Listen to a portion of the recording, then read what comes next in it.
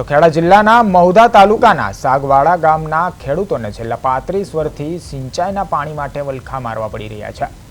તો ઉંદરા અને કડી કાબા હેઠળના આ ગામો જૂની નહેરોમાંથી પાણી ન મળતા ખેડૂતોની સ્થિતિ ગંભીર બની છે। એક વર્ષ પહેલા કરોડો રૂપિયાના ખર્ચે નવી કેનાલનું નિર્માણ કરવામાં આવ્યું હોવા છતાં હજુ સુધી તેમાં પાણી કેમ પહોંચ્યું નથી અને નહેરમાં કોઈ ટ્રાયલ પણ કરવામાં આવ્યો નથી। તો સ્થાનિક ખેડૂતોનો આરોપ છે કે નહેરના નિર્માણમાં ખામીઓ અને ભ્રષ્ટાચારના કારણે આ સ્થિતિ ઊભી થઈ છે, જેના કારણે ખેતી પર પણ ગંભીર અસરો પડી રહી છે। મહુધા તાલુકાનું સાગવાડા ગામ જે નહેર તો બની પરંતુ હજુ સુધી પાણી માટે ખેડૂતો વલખા મારી રહ્યા છે। કહી શકાય કે અત્યારે ગરમીનો માહોલ છે પરંતુ અત્યાર સુધી એક પાણીનું ટીપું પણ આવ્યું નથી અને પાણીનો કહી શકાય કે નહેર બન્યા પછી એક ટ્રાયલ પણ લેવામાં આવ્યો નથી। આપણે સીધી વાત કરીશું અહીંના સ્થાનિક ખેડૂતો પાસે। જી, તમારું નામ?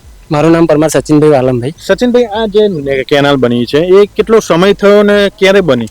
આ કેનાલ 1 વર્ષ પહેલા જ બની છે અને અત્યાર સુધી આ નહેરમાં પાણી જ નહીં આવ્યું।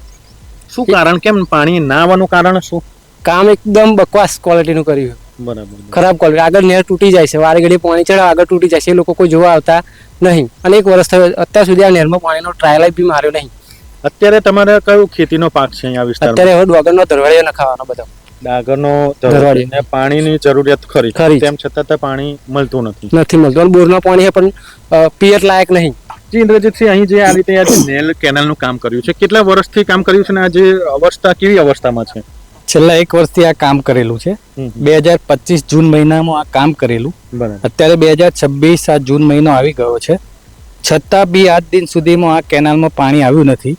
1 કરોડ રૂપિયા જેટલા સરકારે આ પૈસા ફાળવેલા છે કેનાલ માટે, કેનાલની લાઇનિંગ માટે અને કેનાલ નીચે ઉતારવા માટેની જેટલી બી રકમ ફાળવેલી છે એ રકમમાં જે તે કોન્ટ્રાક્ટર, અધિકારી અને જે તે નેતાઓએ ખાલી પોતાના ખિસ્સાઓ જ ભર્યા છે। આ કેનાલમાં ક્વોલિટી અને ક્વોન્ટિટી જળવાઈ નથી, એકદમ હલકી ગુણવત્તાવાળો માલ વાપરવામાં આવ્યો છે, મટીરિયલ વાપરવામાં આવ્યું છે। જ્યાં બી જુઓ ત્યાં કેનાલ તિરાડો પડી ગયેલી છે, જે નાળા હતા એ નાળા ઉપર ખાલી પ્લાસ્ટર જ કરવામાં આવ્યું છે। ઘણીવાર આ અહીંના સ્થાનિક ખેડૂતોએ રજૂઆત કરવા હોવા છતાં બી કોઈ બી અધિકારીએ આ કેનાલ ઉપર ધ્યાન આપ્યું અને નુકસાન થયેલું છે। ચોક્કસથી વાત કરીએ તો અહીં જે આજુબાજુના 1000 થી 1200 વીઘા જેટલી જમીનો છે અને ખેડૂતોને અહીંથી જ પાણી પુરવતું મળતું નથી ને કહી શકાય કે કેનાલમાં પણ ખૂબ મોટો કરોડોથી ઉપર રૂપિયાનો જે ભ્રષ્ટાચાર દેખાઈ રહ્યો છે અને જે તિરાડો પડી ગઈ છે અને કેનાલ જે બની પરંતુ એક ટ્રાયલ પણ સરખો લેવામાં આવ્યો નથી અને ખેડૂતો તે હાલ આટલી ગરમીમાં પાણી માટે વલખા મારી રહ્યા છે। પ્રતિક ભટ્ટ, પ્રદેશ 24, મહુધા, ખેડા।